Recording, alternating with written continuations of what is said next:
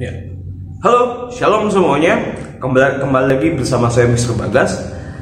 Dan kita akan melanjutkan pembelajaran kita pendidikan agama Kristen kelas 7. Sebelumnya kita sudah bernyanyi, kita sudah beribadah seperti itu, dan kita sudah membahas firman Tuhan, dasar-dasar kita solidar terhadap teman dan sahabat. Ini berdasarkan ada firman Tuhannya seperti itu. Dan selanjutnya hari ini kita akan membahas bagian A, pengantar itu. Silakan dibuka buku kalian halaman 64. Dan ingat, yang belum siap silakan siap-siap dulu, yang belum mandi silakan mandi dulu, yang belum sarapan silakan sarapan dulu gitu.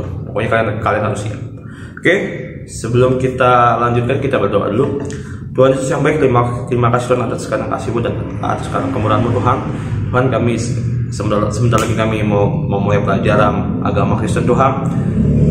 Ya Tuhan Yesus, Engkau sertai kami dalam setiap pembelajaran kami. Tuhan Yesus, Engkau berikan hikmat-Mu dan kebijaksanaan-Mu bagi setiap kami, sehingga kami bisa mengerti dan juga memahami apa yang ingin Kau sampaikan bagi kami semua. Tuhan Yesus, ampunilah atas setiap kesalahan kami dan dosa-dosa kami Tuhan. Kami berdoanya di dalam nama Tuhan Yesus ya.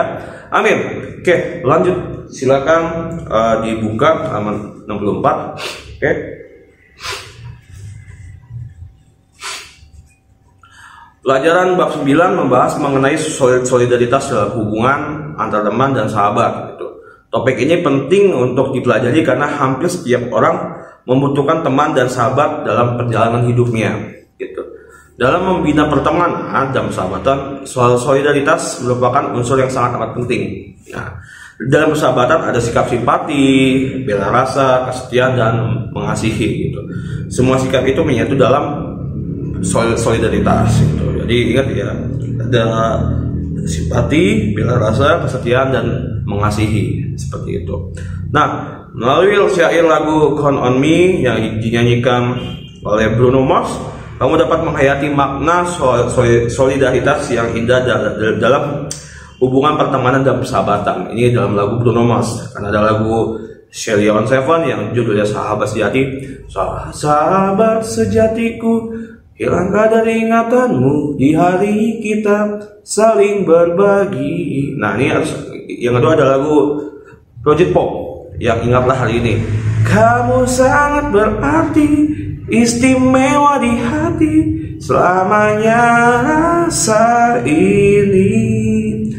Jika tua nanti kita telah hidup masing-masing, ingatlah hari ini. Nah, itu contoh beberapa lagu yang menggambarkan tentang persahabatan. Nah, solidaritas artinya berbela rasa pada sesama. Itu yang kalian catat tuh.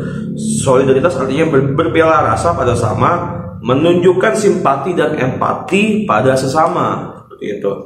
Sebagai remaja kamu tentu memahami apa arti berteman dan bersahabat. Ya, kalian mempunyai penafsiran arti masing-masing. Kalian bisa mengerti arti teman dan sahabat menurut perspektif kalian sendiri, seperti itu. Teman adalah seseorang yang kita kenal dan dapat kita ajak melakukan banyak hal bersama-sama, baik belajar maupun bermain. Sedangkan sahabat adalah seorang yang kita percayai untuk saling berbagi dan juga mencurahkan isi hati kita. Bahkan sahabat adalah orang yang kamu percaya untuk menyimpan rahasia dan tidak kamu beritahukan pada tangan lain. Itu bedanya teman dan sahabat itu. Teman kamu bisa ajak kemanapun, main apa bareng kayak gitu. Tapi kalau sahabat, engkau bisa berbagi hati dan juga engkau bisa curhat apapun itu. Kalau teman kan belum tentu bisa curhat gitu, kayak gitu.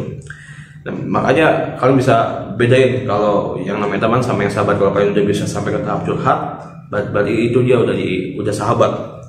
Lanjut, biasanya solidaritas kita tunjukkan pada orang-orang terdekat seperti keluarga, teman, dan sahabat, barulah kepada orang lain gitu. Jadi tingkatnya itu yang pertama adalah keluarga, teman, dan sahabat.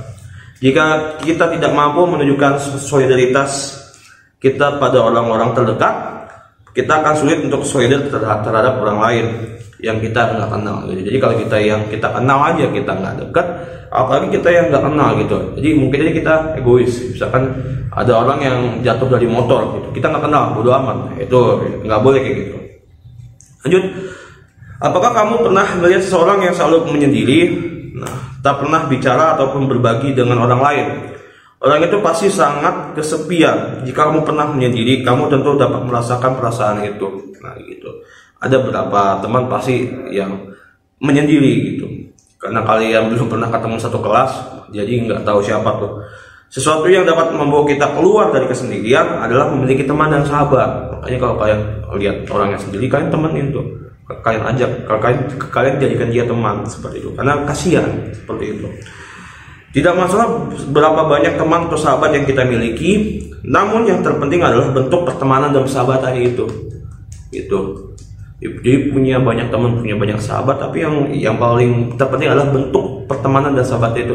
Harus ke arah yang positif. Ada berbagai jenis pertemanan, ada yang hanya bersifat sebagai kenalan saja, yaitu orang yang kamu kenal ataupun pernah kenal di suatu tempat, misalnya di tempat olahraga renang. Ya, orang yang hanya sekali kamu bertemu, ya, itu bisa dianggap teman. Saya juga punya teman futsal, jadi hanya ketemu seminggu sekali ya waktu main futsal. Tetapi ada juga seseorang yang sering menghabiskan waktu bersama, yaitu belajar bersama, bermain bersama, dan saling curhat. Gitu. Terkadang persahabatan lahir dari pertemanan yang di sekolah atau kelas yang sama, gitu. Makanya kalian kan masih belum ketemu satu kelas tuh, masih belum tahu ketemu. Tapi kan kalau yang dari SD-nya sama-sama, nah itu sudah kebentuk pertemanan dan sahabat kayak gitu. Ataupun karena berdekatan tempat tinggal, dapat juga di tempat les atau tempat bermain sepeda atau tempat menari dan yang lain-lain. Banyak hal di tempat manapun yang kalian bisa temukan dan kalian bisa dapat teman seperti itu.